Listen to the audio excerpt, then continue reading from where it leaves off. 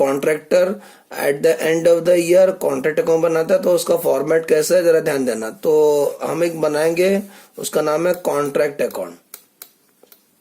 Year ending लिख देना, contract account for the year ended जैसे लिखते हैं, for the year ended, contract account for the year ended, जो ईयर एंडिंग रहेगा वो लिख देना। Contract account is a nominal account, debit all the expense और लॉस, मतलब साइट पे जितना भी खर्चा होगा, खर्चा बताया 3 होते हैं कंस्ट्रक्शन लाइन में, 3 मेन खर्चे होते हैं। एक का नाम है मटेरियल, सेकंड लेबर और थर्ड है मशीन, और कुछ इनडायरेक्ट एक्सपेंस भी होते हैं। तो आ जाओ कैसा उसको लिखा जाएगा। तो सबसे पहले लिखेंगे जितना भी साइट पे मटेरियल आए थे, जितना भी साइट पे जिधर काम करते उसको साइट बोलते हैं, तो जिधर साइट पे जितना भी मटेरियल लेके आए थे उसको डेबिट में लिख देना। तो लिखते हैं टू मटेरियल परचेज, तो कुछ मटेरियल अपना मार्केट से खरीदा रहेगा वो डेबिट में लिख देना। Okay, material purchase. नेक्स्ट, कभी कभी कुछ मटेरियल हम लोग स्टोर से लेके आते हैं, मतलब गोडाउन से लेके आए, कुछ बिल्डर लोग का गोडाउन होता है, तो बोलते हैं टू मटेरियल फ्रॉम स्टोर। खर्चा तो खर्चा ही होता है ना, इसीलिए हम उसको डेबिट करते हैं। कुछ मटेरियल खरीद के लेके आए, खर्चा है। रेती सीमेंट ब्रिक्स खरीद के लेके आए, स्टील खरीद के लेके आए तो खर्चा है। कुछ मटेरियल गोडाउन से लेके आए तो मटेरियल फ्रॉम स्टोर। कभी कभी मटेरियल ना दूसरा साइट से आता है, सोचो साइट नंबर ए है और साइट नंबर बी से कुछ रेती सीमेंट स्टील मंगाए, ओके, तो ये साइट का खर्चा है, तो डेबिट में लिखेंगे। तो to material from other side बोलेंगे, क्या बोलेंगे, मटेरियल फ्रॉम अदर साइड, दूसरा साइड से। तो याद रहेगा मटेरियल 3 जगह से कहाँ से आ सकता है। मटेरियल मार्केट से खरीद के लेके आए, मटेरियल गोडाउन से लेके आए, मटेरियल दूसरा साइड से लेके आए, सब डेबिट में लिख देना क्योंकि ये साइड का खर्चा है। अब क्या होता है, कुछ मटेरियल रिटर्न किया रहेगा तो उसको क्रेडिट से हमें लिखना है। मटेरियल आएगा तो डेबिट, मटेरियल जाएगा तो क्रेडिट। जैसे कि एग्जांपल, मटेरियल रिटर्न कर दिए, डिफेक्टिव था तो हमने रिटर्न कर दिया, तो उसको क्रेडिट में लिख देना। अगर मटेरियल रिटर्न किया तो क्रेडिट में कर देना। एग्जाम्पल जरा यहाँ ध्यान दो। सोचो हम लोग कॉन्ट्रैक्ट अकाउंट बनाए, हाँ क्या, कॉन्ट्रैक्ट अकाउंट बनाए।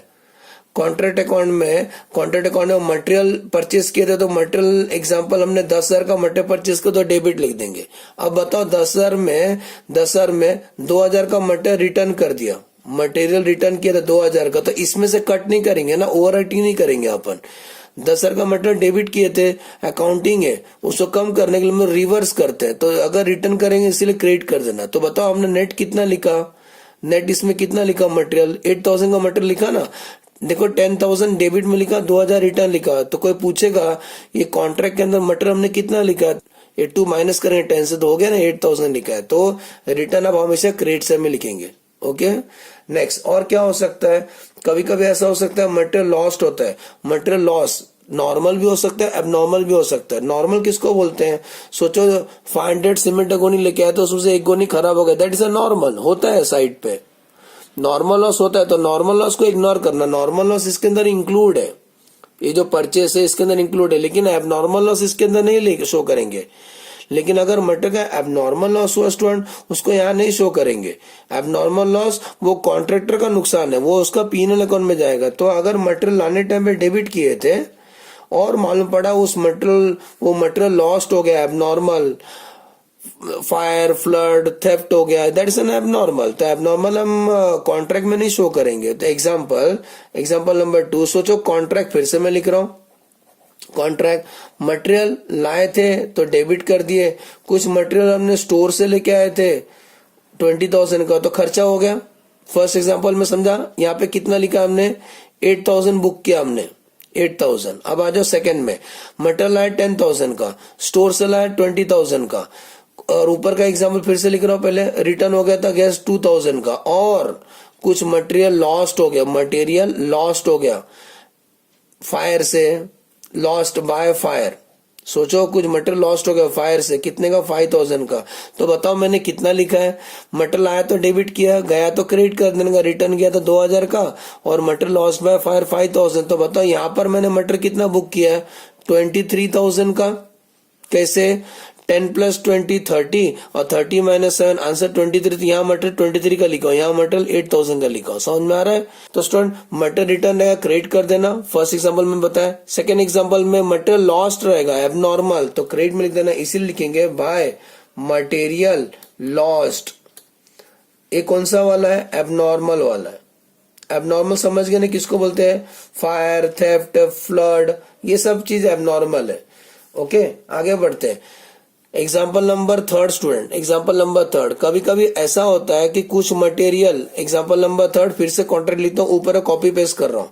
तो मटेरियल कुछ खरीद के लाए थे 10,000 का, कुछ स्टोर से लेके आए थे हमने 20,000 का, कुछ रिटर्न कर दिया मटेरियल हमने 2,000 का, कुछ लॉस्ट बाय फायर हुआ था, लॉस्ट बाय फायर 5,000 का। अब सोचो कुछ और मटेरियल हमने खरीद के लेके आए, कुछ मटेरियल ना अदर साइड से है, from other side, material from other side, other side से है। तो सोचो दूसरा साइड से मटेरियल लेके आए 10,000 का। Example number 3, material from other side है 10,000। अब बताओ कुछ ऐसा भी होता है, कुछ मटेरियल हमने साइड से बेच दिया, हमें जरूरत नहीं था, काम हो गया, माल पड़ा, स्टील का काम हो गया, तो स्टील हमने बेच दिया, बैलेंस जो स्टील बचा था। अब दिमाग चला, एक एग्जांपल देता हूं आपको मैंने कि एक material, example material of 3,000, material of 3,000 sold for 5,000। सुन रहे हो? 3,000 का मटेरियल 5,000 का बेचा। तो ऐसा केस में क्या करेंगे हम लोग? अकाउंटिंग जरा ध्यान देना, इसका एंट्री क्या पास करेंगे। जब हम मटेरियल बेचेंगे तो एंट्री आता है bank account debit to material, bank account debit to material. हम लोग 1000 में सॉल्व कर रहे हैं, तो मटेरियल बताओ कितने का था? 3,000 का था ना।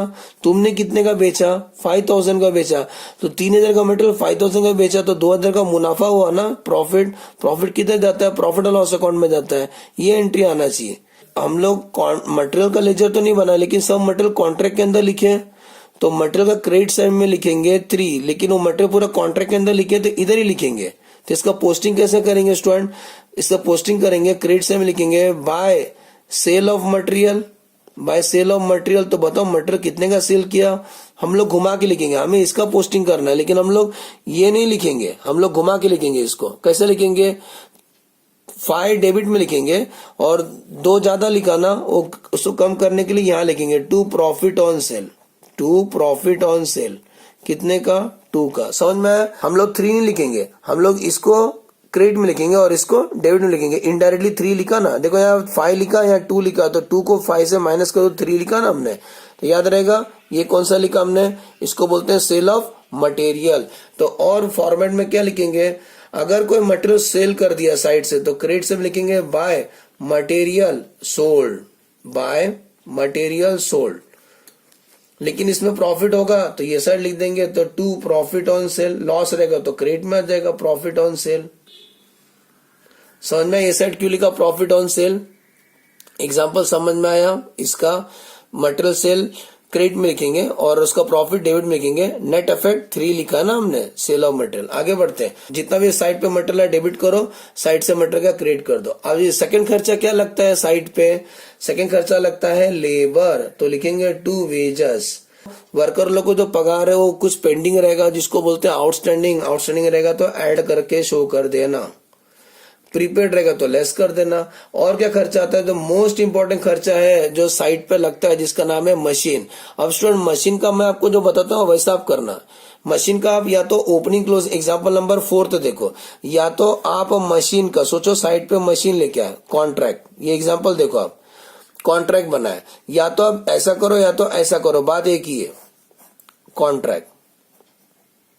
सोचो एक मशीन लेके आए, तो प्लांट एंड मशीनरी का ओपनिंग, प्लांट एंड मशीनरी का ओपनिंग 100 यहां लिख दिया, लेकिन वो प्लांट एंड मशीनरी के ऊपर डेप्रिसिएशन है 10,000, तो हम लोग क्लोजिंग लिखेंगे plant and machinery closing, plant and machinery closing लिखेंगे 90। 90 कैसा है?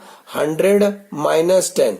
तो या तो आप ओपनिंग क्लोजिंग लिखो, या तो प्लांट एंड मशीनरी को ओपनिंग डेबिट में लिखो, प्लांट एंड मशीनरी को ओपनिंग डेबिट में लिखो, और क्लोजिंग जो लिखोगे वो WDV पे लिखना। WDV कैसा आता है? कॉस्ट में से डेप्रिसिएशन लेस कर देना। तो देखो बात तो एक ही हो गया, यहाँ 10,000 लिखा, या तो आप सीधा सीधा डेप्रिसिएशन लिखो। डेप्रिसिएशन कितना लिखोगे? 10। या तो ये स्टाइल फॉलो करो या तो ये वाला स्टाइल फॉलो करो, दोनों एक ही है। हम लोग ज्यादातर तो ये करेंगे, ज्यादा बेटर है सीधा डेप्रिसिएशन लिखने का प्लांट का। ओके, तो डेबिट में क्या लिखेंगे हम लोग मशीन का? तो to depreciation on plant and machinery, depreciation on plant and machinery debit में लिख देना। लेकिन जरा ध्यान देना, अगर इसमें इंपॉर्टेंट पॉइंट क्या है, मशीन जितना यूज करेगा उतना ही डेप्रिसिएशन निकालना। कॉन्ट्रैक्ट तो हम लोग साल का बनाते हैं, लेकिन हमने मशीन केवल 6 मंथ ही यूज किया तो 6 मंथ का डेप्रिसिएशन निकालना। हो सकता है हमने मशीन 4 मंथ यूज किया तो 4 मंथ का डेप्रिसिएशन निकालना, 3 मंथ यूज किया 3 मंथ का डेप्रिसिएशन निकालना। ओके, और कुछ खर्चा रहेगा, जैसे कि सब कॉन्ट्रैक्टर को पैसा दिया। व्हाट इज सब कॉन्ट्रैक्टर? कॉन्ट्रैक्ट के अंदर भी कॉन्ट्रैक्ट होता है। कॉन्ट्रैक्टर को जब काम मिलता है तो उसमें भी वो काम एलोकेट करता है दूसरे को, जैसे कि दरवाजा काम किसी और को दे दिया, किचन का काम किसी और को दे दिया, प्लम्बिंग काम थर्ड पर्सन को दे दिया। तो कॉन्ट्रैक्ट के अंदर कॉन्ट्रैक्ट होता है।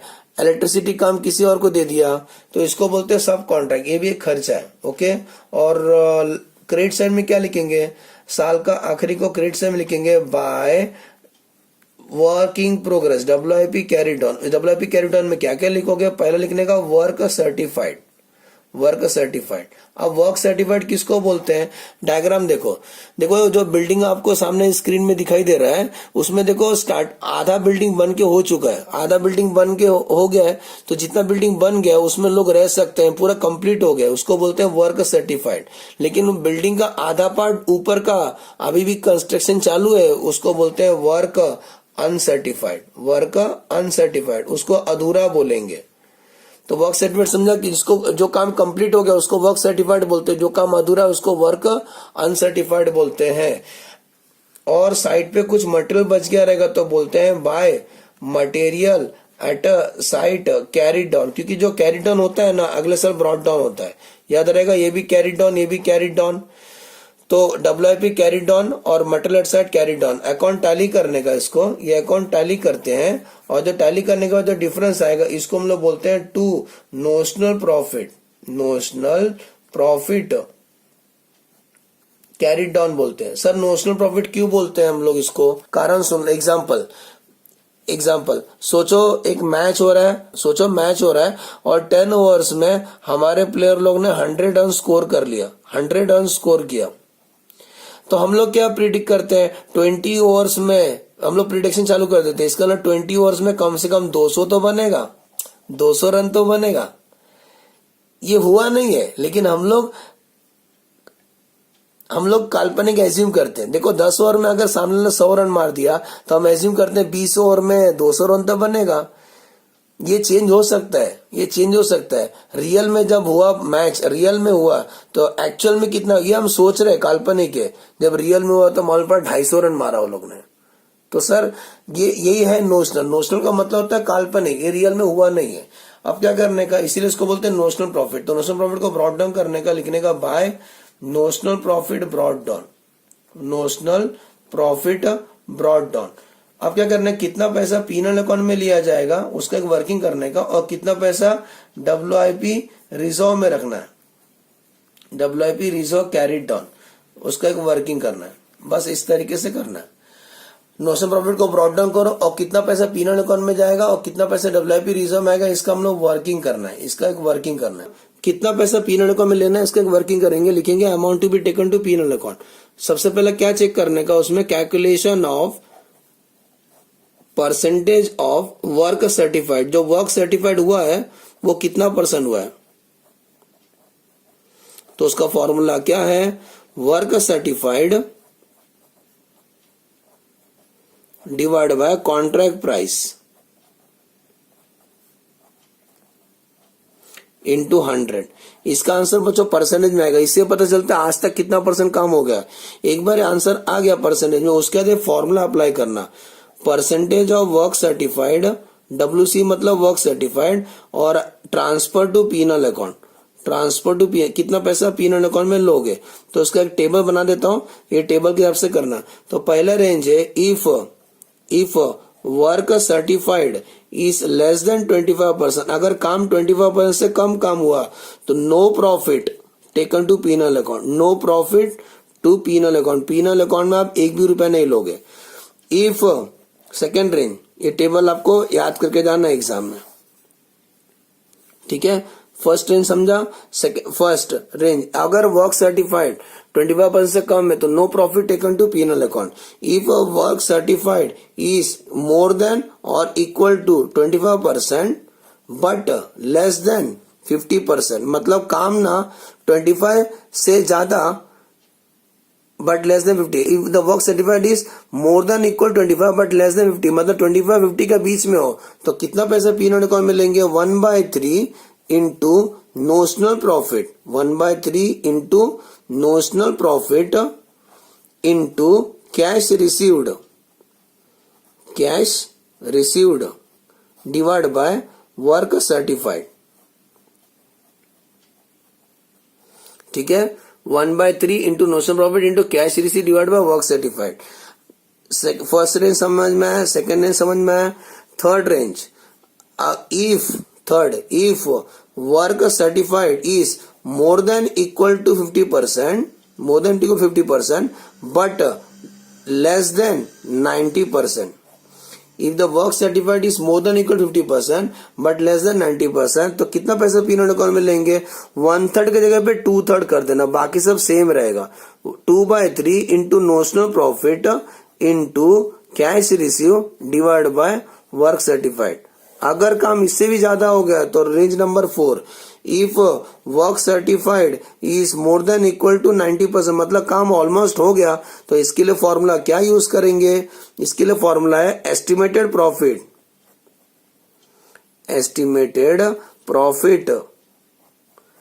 इनटू कैश रिसीव्ड, CR मतलब cash receive divide by work certified into work certified divide by contract price, work certified divide by contract price. तो ये फॉर्मूला पोर्शन आपको याद रखना है। अगर काम 25% से कम हो गया तो no profit taken to PNL account. काम 25-50 का रेंज में हुआ तो 1/3 into notional profit into cash receive divide by work certified. काम 50 और 90 के रेंज में हुआ तो 2/3 into notional profit into cash receive divide by work certified. काम 90 से ज्यादा हुआ तो estimate profit into cash receive upon work certified into work certified divide by contract price. ये करने के बाद आपको पता चलेगा इतना पैसा पीएनएल अकाउंट में लेना, ऑल शो करना प्रॉफिट और बाकी WIP रिजर्व आपका बैलेंस ही फिगर रहता है, ठीक है। अभी हम लोग इससे रिलेटेड एक प्रॉब्लम सॉल्व करेंगे।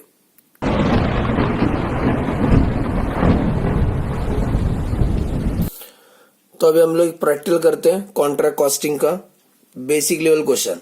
ABC construction undertook a contract price of 171 lakhs, मतलब 1,71 lakhs का कॉन्ट्रैक्ट है। The relevant data for the year end 31 March 2019 they are given to you.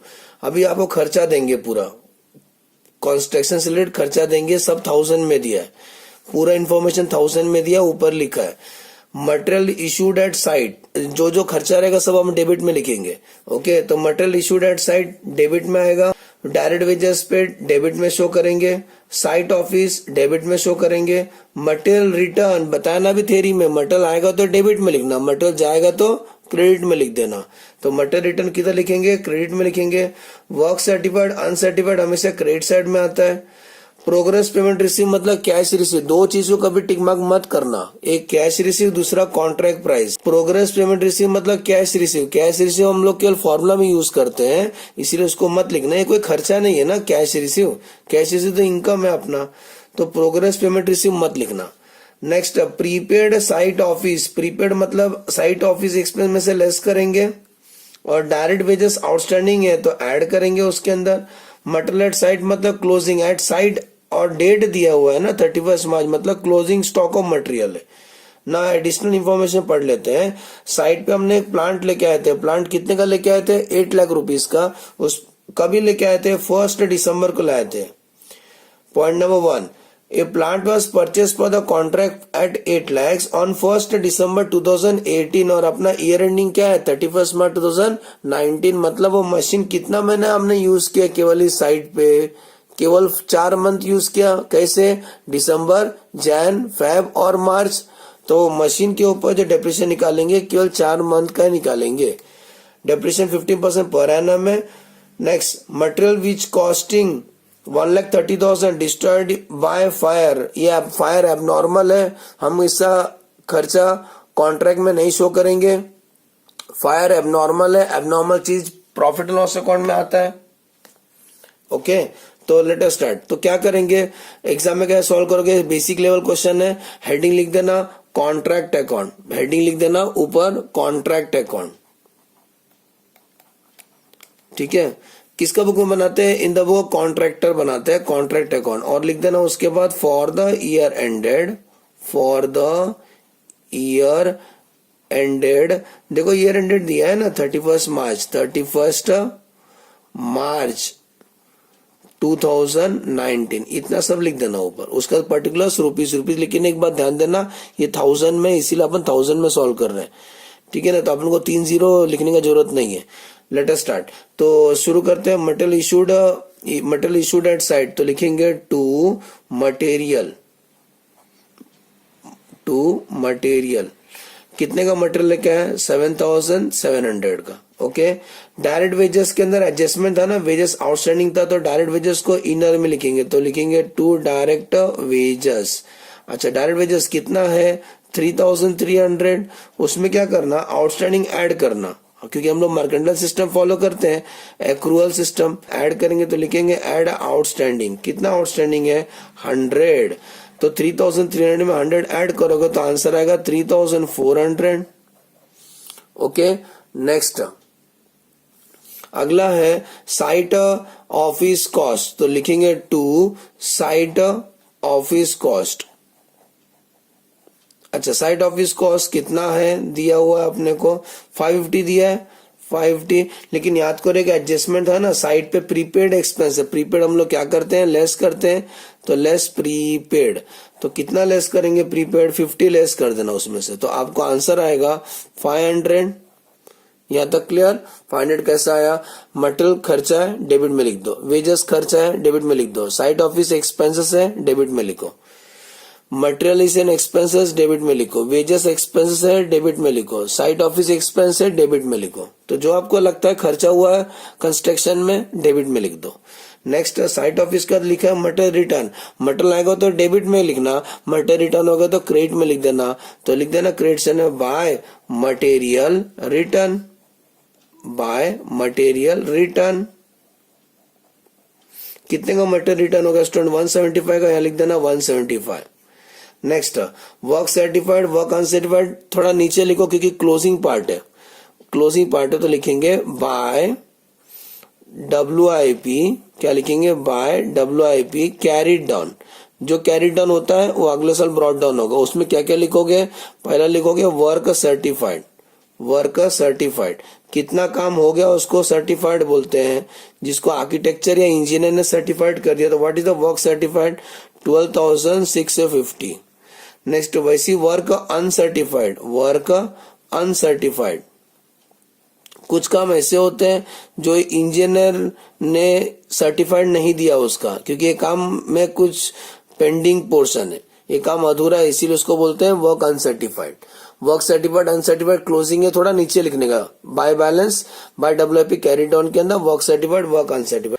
ये होने के बाद नेक्स्ट कैश रिसीव नहीं लिखने बोला मैंने आपको, साइट ये हो गया, प्रीपेड हो गया, आउटस्टैंडिंग हो गया अपना, प्रीपेड हो गया और आउटस्टैंडिंग हो गया अपना।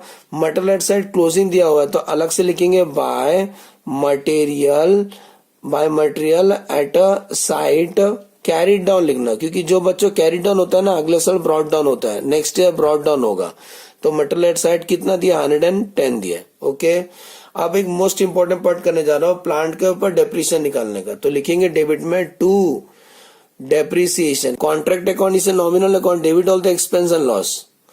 तो डेप्रिसिएशन कैसे निकालेंगे, मशीन कितने लाख का था, 8 लाख रुपीस का था, साइड पे लेके हमने, इस 8 लाख के ऊपर रेट कितना परसेंट है, साल का डेप्रिसिएशन 15%, 50% साल का, लेकिन हमने मशीन कितना मंथ यूज किया साइट पे, ओनली 4 मंथ, तो इंटू 4 डिवाइड बाय 12 करने का आंसर, तो डेप्रिसिएशन आपको आएगा 40,000 आएगा, 8 लाख इंटू 50% इंटू 4/12 करोगे आंसर 40,000 आएगा, लेकिन हम लोग 1000 में सॉल्व कर रहे हैं इसीलिए केवल 40 लिखना है। Okay material which cost 1,30,000 destroyed in अंगार, कुछ मटेरियल जल गया, एबनॉर्मल है, एबनॉर्मल खर्चा प्रॉफिट लॉस का डेबिट में आता है, तो कॉन्ट्रैक्ट का क्रेडिट में शो करने का, क्रेडिट से हम लिखेंगे by material by material lost by fire by material lost in hunger. कितने का मटेरियल लॉस हो गया? 130 का। It is an abnormal. हम लोग कॉन्ट्रैक्ट में नहीं शो करते, हम लोग कॉन्ट्रैक्ट में स्टूडेंट नॉर्मल एक्सपेंस शो करते। ओके, ये स्टेज पे क्या करना है आपको? टोटल करना है। ये स्टेज पे आपको टोटल करना है। तो टोटल करोगे, टोटल करेंगे 175 plus 130 plus 12,650 plus 225 plus 110, total आएगा 13290। ये टोटल यहाँ पर भी लिख दे 13290। अकाउंट टैली करोगे जो डिफरेंस आएगा उसी को बोलते हैं notional profit. Notional profit carried down. Notional का मतलब बता दिया था, काल्पनिक है, रियल में नहीं हुआ है। 1650 का डिफरेंस आएगा। ठीक है, बैलेंस शीट फिगर। अब क्या करना है? इसको ब्रॉड डाउन करने का, लिखने का by notional profit brought down. Notional profit brought down कर देना 1650 का। ये स्टेज पे फिर से अपन टोटल करेंगे, उसको डबल बाय टोटल करना पड़ता है, तो यहाँ फिर से हम लोग टोटल करेंगे और लिख देंगे 1650 टोटल 1650। अब स्टूडेंट कितना पैसा प्रॉफिट एंड लॉस अकाउंट में लेना है इसके लिए हम लोग वर्किंग करेंगे, और कितना पैसा WIP रिजर्व में रखना है, WIP रिजर्व कैरिड डाउन, वो आपका बैलेंस शीट फिगर रहेगा। तो कितना पैसा प्रॉफिट लॉस में लेना है इसका हम लोग वर्किंग करेंगे। तो पहले क्या करेंगे ध्यान देना, फर्स्ट वर्किंग करेंगे हम लोग working note number 1। Working note number 1 क्या चेक करने का? हेडिंग ए वर्किंग नोट है, क्या लिखना है? लिखना है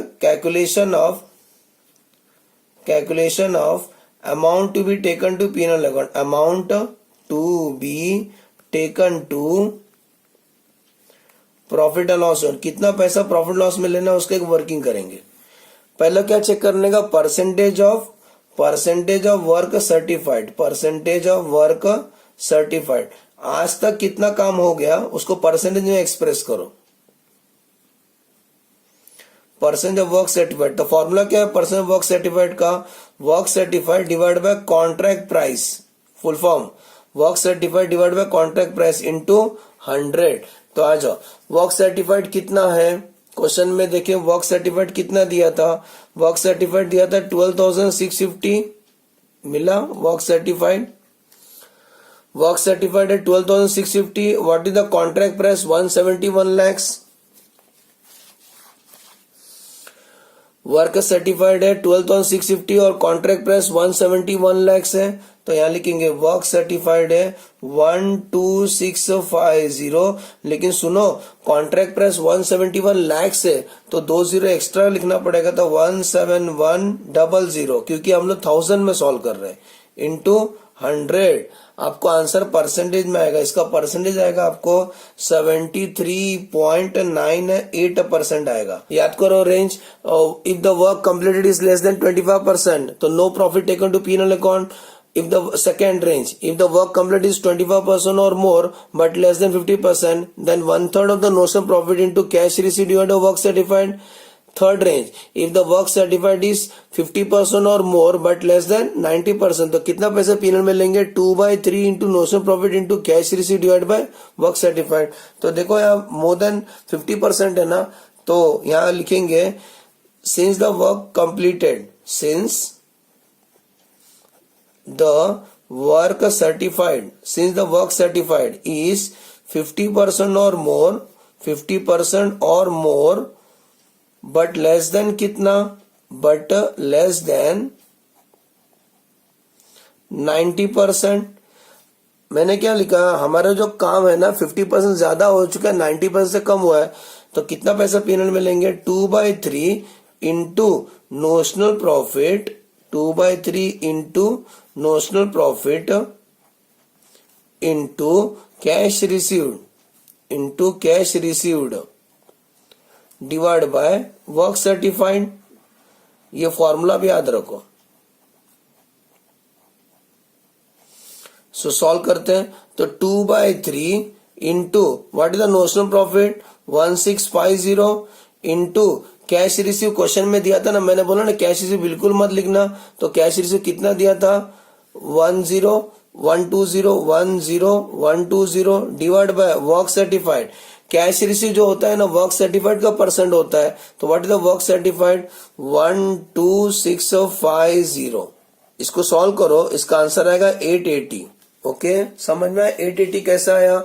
तो ये कितना पैसा प्रॉफिट लॉस में लेंगे 880, ये आंसर यहां लिख देंगे 880।